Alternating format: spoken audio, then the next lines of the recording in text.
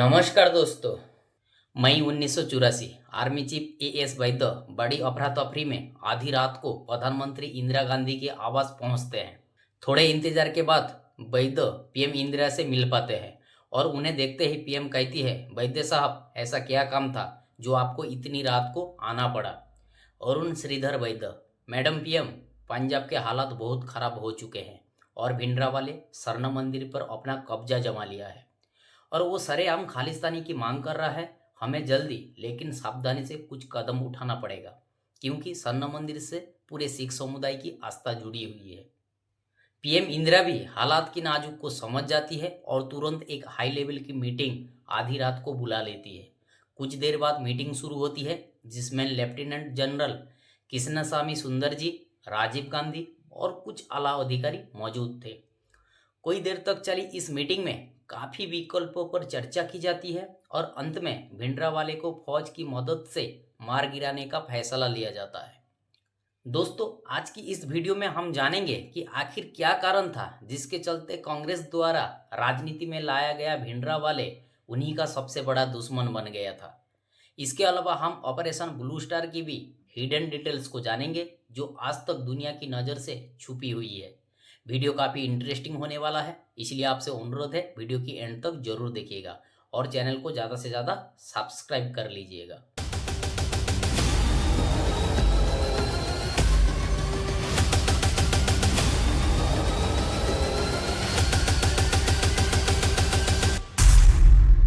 दरअसल 1947 के विभाजन के दौरान पंजाब का बड़ा हिस्सा जैसे लाहौर और सिखों का पवित्र धार्मिक स्थल ननकाना साहिब पाकिस्तान में चला गया था। इसके अलावा विभाजन ने मुसलमानों को पाकिस्तान और हिंदुओं को हिंदुस्तान दिया था। लेकिन कुछ सिख नेता जो आज़ादी से पहले अपने लिए एक अलग ही राष्ट्र की मांग कर रहे थे, उन्हें आज़ादी के बाद कोई अलग राष्ट्र नहीं मिला था। इस स्थिति ने सिख समुदाय के लोगों में ऐसी भावना पैदा कर दी कि उनका धर्म और संस्कृति खतरे में पड़ रहा था। इसी कारण पंजाब को खालिस्तान बनाने की मांग रफ्तार पकड़ने लगती है। भारत में ये हो रहा था और उधर पाकिस्तान इस मौके का पूरा फायदा उठाना चाहता था।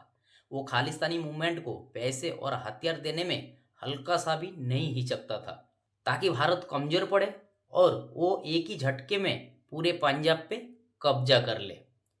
अभी हम आगे देखेंगे पाकिस्तान की ये चाल कैसी और ज़्यादा उग्र होकर उभरने वाली थी। एक तरफ ये हो रहा था और दूसरी तरफ 1950 के दशक में भारतीय संविधान को लागू किया जाता है। संविधान में सिखों को हिंदुओं के अंदर डिफाइन किया जाता है और पंजाब में एक वर्ग को ये बात हरगिज गवारा नहीं होती है। इस वर्ग में मास्टर तारा सिंह और शिरोमणि अकाली दल शामिल थे। ये सिख धर्म के अस्तित्व को बचाने के लिए पंजाबी सूबा के नाम पर एक आंदोलन का भी शुरुआत कर देते हैं। इस आंदोलन में ये लोग अलग राज्यों की मांग करने लगते हैं। दूर से देखने में ये सिर्फ एक अलग राज्य बनवाने का आंदोलन लग रहा था, लेकिन इसका इरादा था कि अलग राज्य बनते ही धीरे धीरे खालिस्तानी में बदल दिया जाए। अब इनका आंदोलन काफी समय से चलता रहता है और आखिरकार केंद्र सरकार भी इसकी मांग को स्वीकार कर लेती है।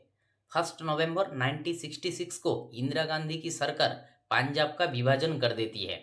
इसके तहत हिंदी बोलने वाले लोगों के लिए हरियाणा और हिमाचल प्रदेश का गठन किया जाता है। वहीं पंजाबी बोलने वाले सिखों को पंजाब दिया जाता है।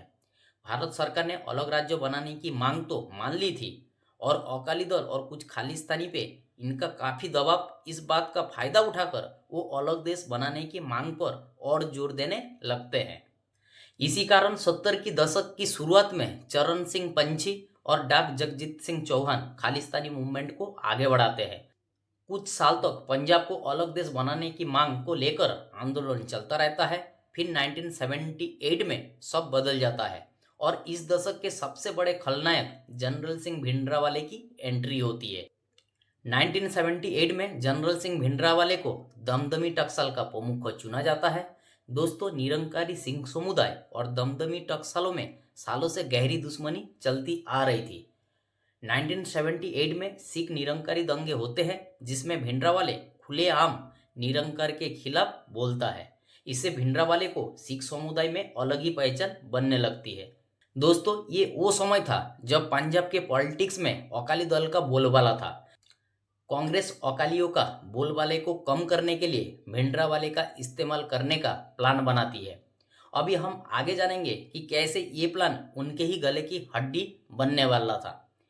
1980 में कांग्रेस अपने प्लान से अकाली दल को इलेक्शन में हरा देती है। अब अकाली दल सिख वोटों को दोबारा बटोरने के लिए पुरानी चाल चलती है। वो सिख को भड़काता है कि सेंट्रल गवर्नमेंट बिल्कुल उनके हक के लिए नहीं सोचती है, इसीलिए खालिस्तान एक ही मात्र सॉल्यूशन हो सकता है। इसी के साथ भिंडरावाले ने खुद की पहचान बहुत मजबूत कर ली थी और खालिस्तान बनने पर पूरा पंजाब उसके कब्जे में आ ही जाता। इसी कारण अकाली दल और भिंडरावाले हाथ मिला लेते हैं और भारत सरकार के खिलाफ मोर्चा खोल देते हैं।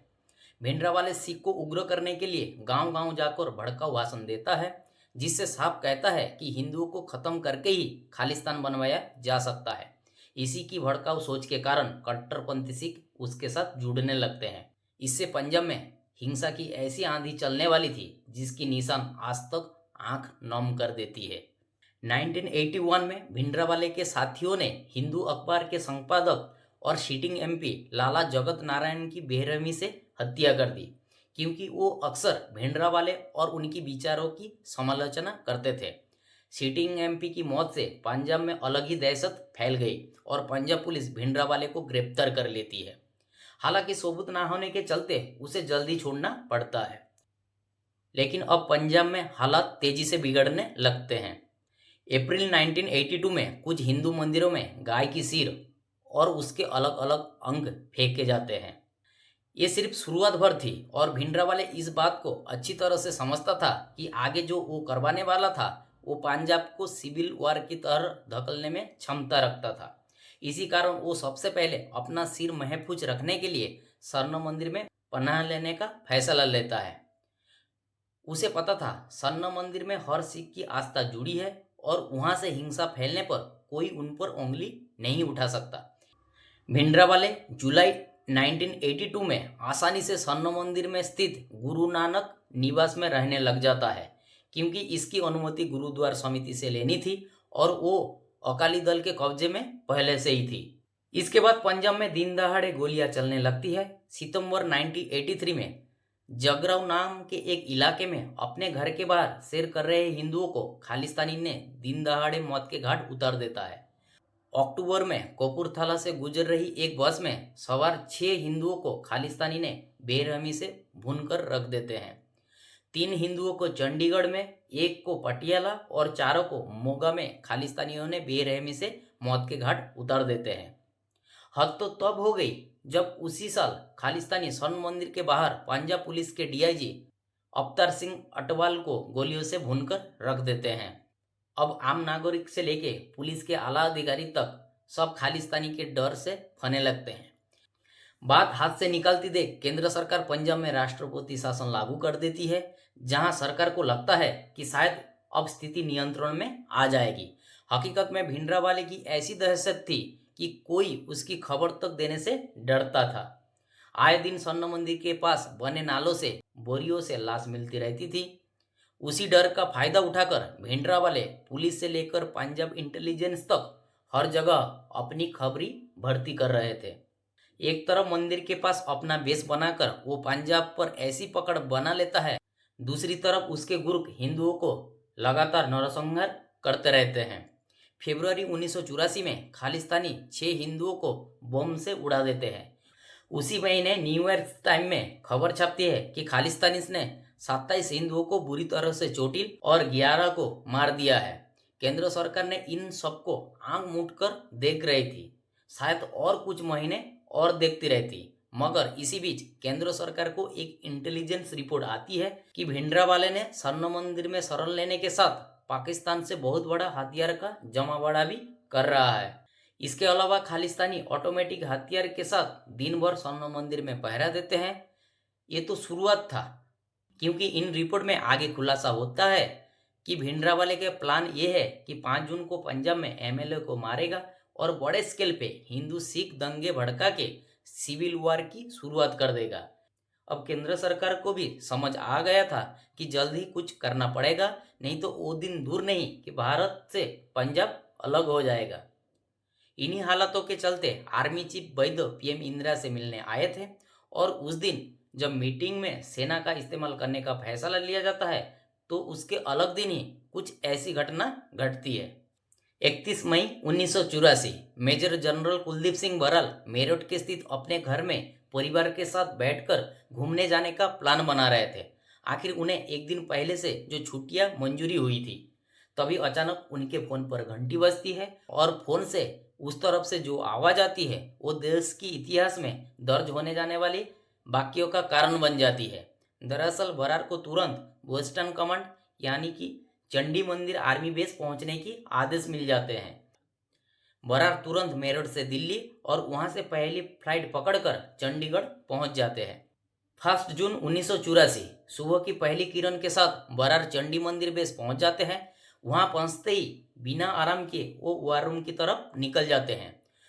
वार रूम पहुंचते ही वो आर्मी चीफ बैद, लेफ्टिनेंट जनरल मेहता और एक इंटेलिजेंस ऑफिसर इनकी इंतजार करते हुए पाते हैं। जनरल बरार को कमरे में घुसते ही उन्हें दीवार पर लगे अमृतसर की नक्शे उनके तरफ देखने के लिए कहते हैं।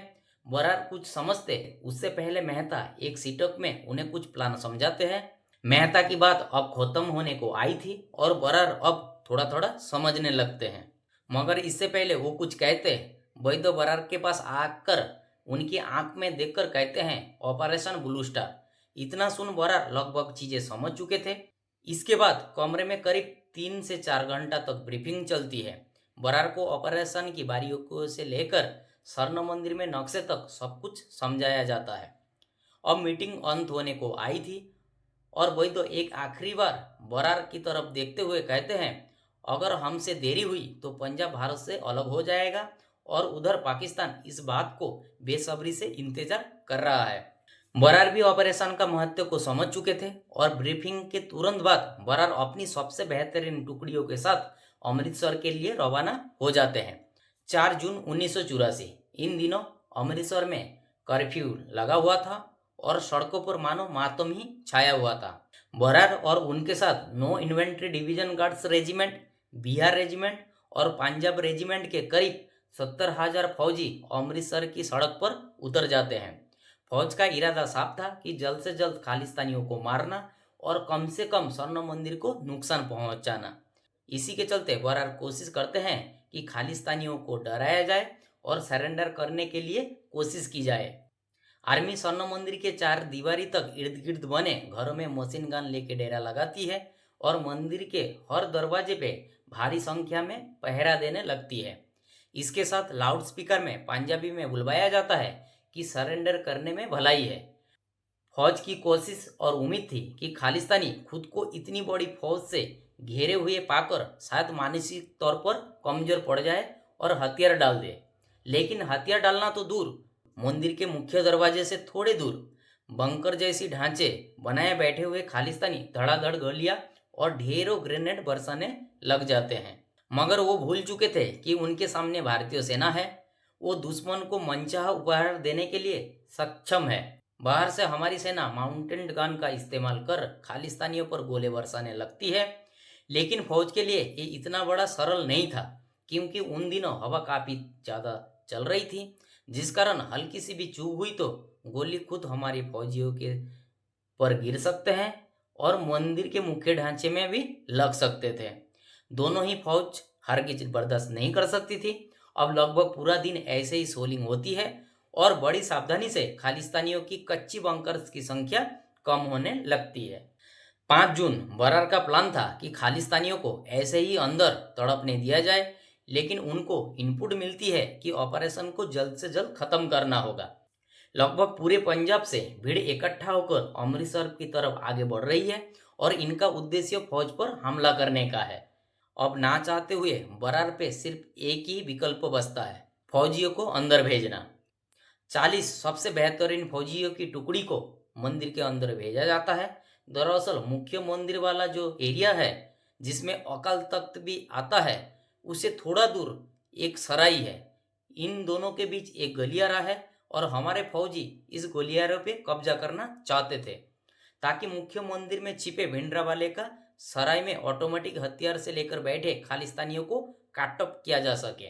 ये 40 फौजी जैसे ही अंदर गलियारे में पहुंचते हैं, उन्हें मंदिर से अलग अलग हिस्सों में छुपे खालिस्तानियों का बेशुमार गोलियों का शिकार होना पड़ता है, जिसके चलते 19 बुरी तरह जख्मी हो जाते हैं और 3 तो वीरगति को प्राप्त हो जाते हैं। जैसे तैसे करके जख्मी फौजियों को बाहर निकाले जाते हैं और उधर बरार समझ आते हैं कि अब पीछे हटकर काम नहीं चलेगा। तुरंत बहुत सारी छोटी छोटी टुकड़ियों को मंदिर के अलग अलग गेट से अंदर भेजा जाता है। कोई घंटे खालिस्तानियों से लोहा लेने के बाद, कई फौजियों शहीद होने के बाद वो गलियारा तो अपने कब्जे में आ ही जाता है। कुछ टुकड़ियां अकाल तख्त के पास बने गेट से घुसती है ताकि जल्द से जल्द भिंडरावाले को मौत के घाट उतार दिया जाए। भिंडरावाले, जो सिख धर्मों को बचाने वाले मसीहा के रूप को खुद को दिखाता है, वो जानता था कि अकाल तख्त से हर सिख की भावना जुड़ी हुई है और सरकार कभी भी उस पर हमला नहीं कर सकती है। इसी कारण वो वहाँ छुपता भी है और वहाँ से अपने साथियों के साथ मिलकर खूब गलियां भी चलाता था। हमारे फौजी अब अकाल तख्त की तरफ बढ़ने की कोशिश तो करते हैं, लेकिन वो एक भी गोली नहीं चला सकते थे और सामने से एमएमजी से गोलियां उनके ऊपर धड़ाधड़ आ रही थी। इसी कारण हमारी फौजियों को भारी नुकसान होता है और मजबूरन पीछे हटना पड़ता है। 6 जून 1984 लोगों की भीड़ अब अमृतसर से सिर्फ 25 किलोमीटर की दूरी पर पहुंच चुकी थी। इसलिए ना चाहते हुए बरार को टैंक बुलाने पड़ते हैं। सुबह 7 बजे टैंक को मशीन गन की फायर का कवर लेते हुए कोई टुकड़ियां अकाल तख्त में छिपे भिंडरावाले की तरफ आगे बढ़ने लगती है, जहां अब उम्मीद थी कि ऑपरेशन तुरंत ही खत्म हो जाएगा।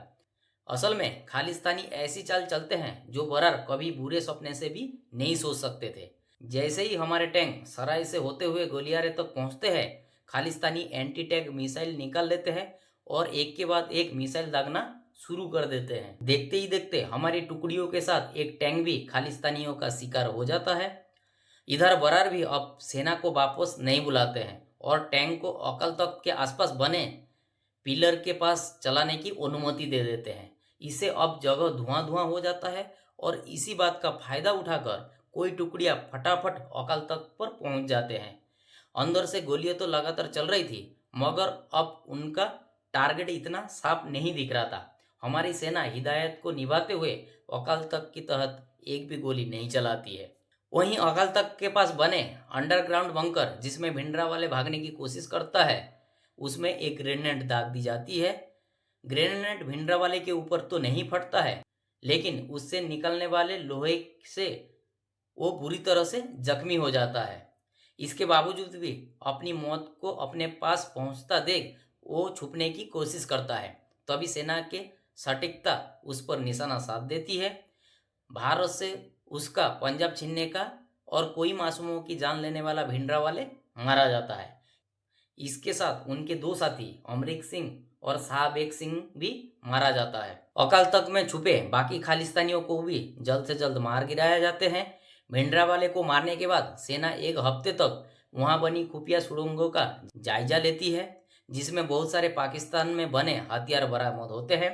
साथ ही हमारे फौज वहां से बस निकलते ही खालिस्तानियों को गिरफ्तार कर लेते हैं। दोस्तों, ऑपरेशन तो पूरा हो गया था, लेकिन इसमें कैजुअलिटी भी बहुत ज़्यादा हुई थी।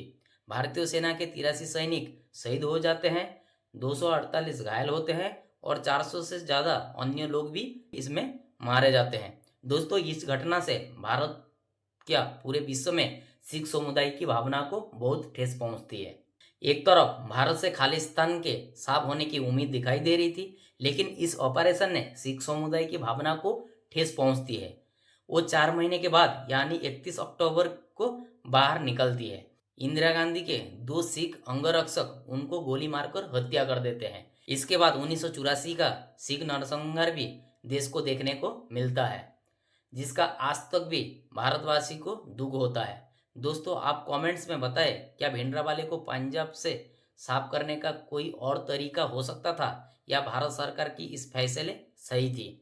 बाकी वीडियो को लाइक और शेयर और चैनल को सब्सक्राइब करने मत भूलिएगा। मिलते हैं किसी और नए वीडियो में, तब तक के लिए जय हिंद।